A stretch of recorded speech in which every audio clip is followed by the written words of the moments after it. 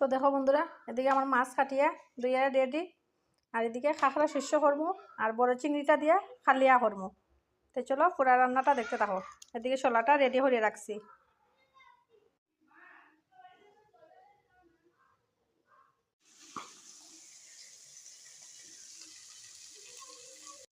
তো বন্ধুরা দেখো, এদিকে আমার চিংড়ি মাছ সবগুলো কাতলানি শেষ, এখন খাখরাটা কাতলাইয়া।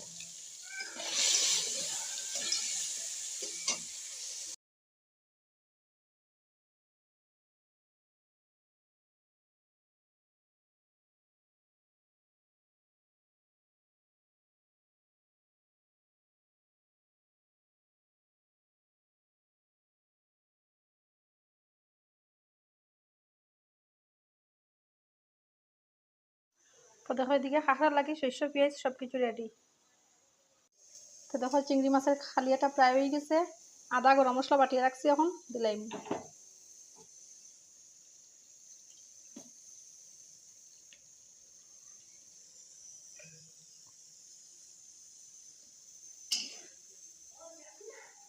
দেখো বন্ধুরা, এদিকে তেলটা গরম হয়ে গেছে, এখন আমি খাখরার মশলাটা দিলাম।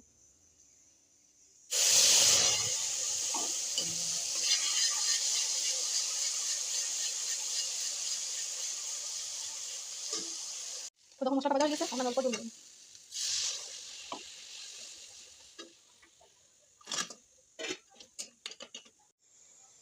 তো দেখো বন্ধুরা, এদিকে খাখরা শস্য রেডি। তো দেখো বন্ধুরা, এদিকে চিংড়ি মাছের খালিয়া আর খাখরা শস্য রেডি। কীরকম হয়েছে রান্নাটা অবশ্যই কমেন্টে জানাইও।